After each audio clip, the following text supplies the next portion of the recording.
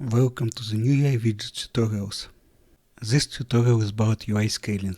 The previous tutorial was about borders for the table cells. As you can notice, tables have striped rows instead of borders by default. And this is done because of how UI scaling works. Borders work fine only if the UI resolution matches the screen resolution, or can be divided without the remainder. It is possible if Canvas render mode is overlay or camera and Canvas scaler mode is constant pixel size. In all other cases, UI and screen resolutions can be different. If the UI resolution is high, you will have missing borders.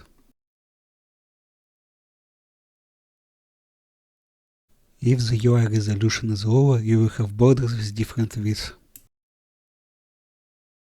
This also affects SnapGrid and any other graphics with 1 pixel lines. You need to avoid 1 pixel lines or make the UI resolution match the screen resolution. That's all, thanks for watching.